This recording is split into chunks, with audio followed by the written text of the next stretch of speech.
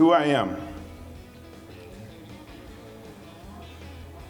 I've got a history of being a California law enforcement officer as a sergeant in the sheriff's department out there, and then I went on to work for an organization as a federal special agent. The organization at the time was called NIS, Naval Investigative Service.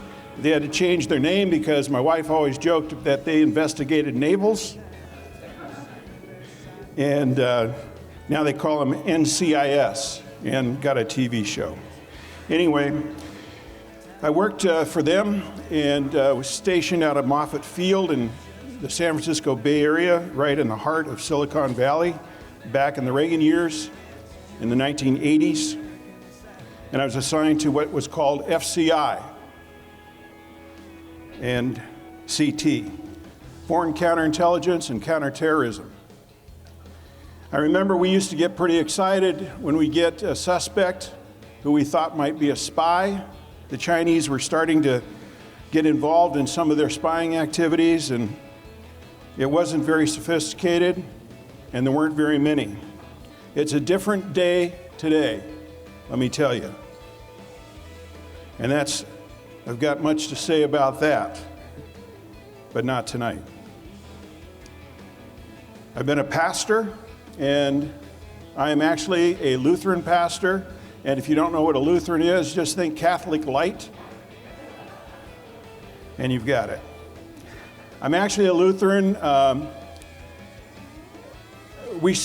part of a denomination that still believes the Bible, stand on the gospel of Jesus Christ, pray in the name of Jesus in public, stand on the law of God, and stand on principle according to duties and freedoms in two kingdoms, as citizens in two kingdoms.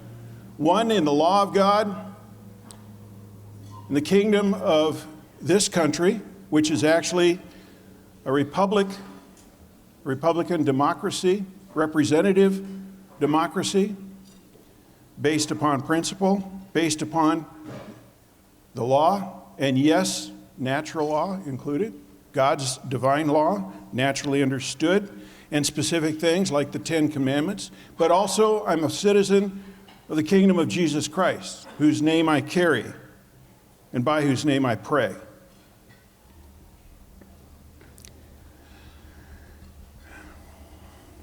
I've been a church planter. I've been a missionary to Africa, working with folks who've been involved in the Liberian Civil War. I've done consultant work on chaplaincy in places like Russia and Nicaragua. And it's interesting to me that I've been to Russia twice, I've been to Nicaragua twice. In both those countries, I had more freedom to speak the name of Jesus in the public square than I've had in the United States of America. You heard that right.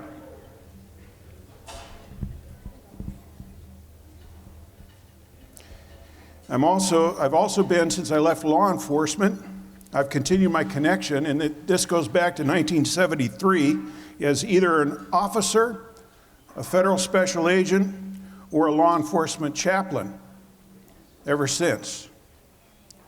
Not as active as I used to be as a chaplain, but I've done that ever since. Most recently, I visited with the officer and his family, one of the two officers who was shot in downtown Chicago. Prayed with the family at the hospital there. By God's grace, he survived. The female officer was killed. I've been at way too many bedsides of officers. Been to way too many funerals. Dallas, Baton Rouge, other places. Sometimes people say, well, you're a chaplain, a law enforcement chaplain. You must work with people in prison and jails with those folks there. And I say, no, I work with the folks who put them there. That's my crowd. And it is a different ministry. Prison ministry is very important. Work like Chuck Colson started. Very, very important that people in prison and jails hear the gospel of Jesus at a time when they actually listen. But my crowd is the law enforcement crowd. local, state, and federal. In my work as a chaplain, I've worked many what are called incidents, critical incidents of national significance, starting with Columbine High School. We were only 45 minutes away from Columbine High School, and I responded to that as an ATF chaplain. I was lead ATF chaplain at Columbine when that was actually in process. I helped to evacuate the teachers and the students from the west side of the school on the Pierce Street side and escort them back through a hole in a fence back to Leawood Elementary School, where they were being reunited with their families.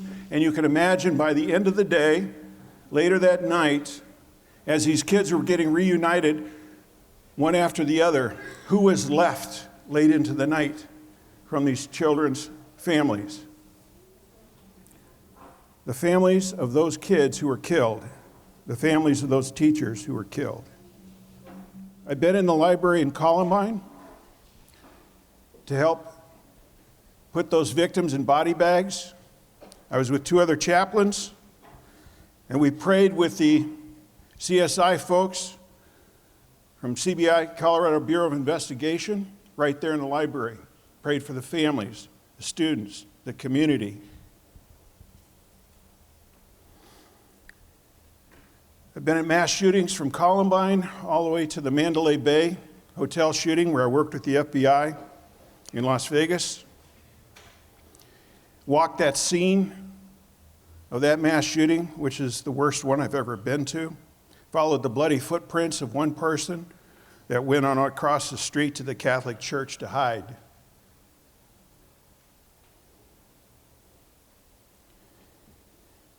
I've been to hurricanes, including Katrina, western wildfires, where the house that Elaine and I built burned to the ground years after we'd built it, and it was owned by somebody else. I've been to tornadoes, earthquakes, including Haiti. Been to a tsunami in American Samoa, working there. And yes, I've been to Ground Zero. I was a chaplain post 9/11 for about a month, working with the emergency responders, including FDNY, the fire department, and NYPD and Port Authority Police Department. But today we're facing the extinction of America, at least the America that we know, the constitutionally based republic that we know, the history, the tradition, the reason why people leave the other places in the world and come here.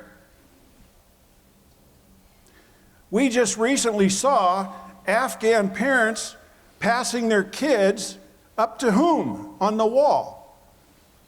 American soldiers. They weren't going to the Taliban to be saved.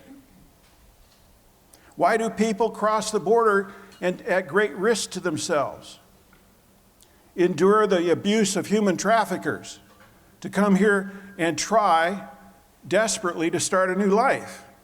I don't fault them. I fault our governance. There should be a process. And by the way, they're not helping people. They're causing a lot of misery by allowing this. But I don't fault the people. They're trying to escape something and come find what we have here, and now we're throwing it away with both hands. We face an existential threat. We face both foreign and domestic threats, existential threats. And I believe that this country has never been in danger of being conquered from without, but definitely from within. That's a danger. There are geopolitical threats, there are economic threats. They've got a credit card and it's got your name on it, but they're the ones spending it. Guess who is going to have to pay the bill? There's a cultural threat. There is fundamentally a spiritual threat to this country. Now, why am I here again? As a former law enforcement officer, federal special agent, pastor, law enforcement chaplain, I've always avoided political involvement, politics. I've done this for ethical reasons, to avoid talking politics from the pulpit. My job has been to present the law of God and the gospel of Jesus Christ and the biblical wisdom that talks about both.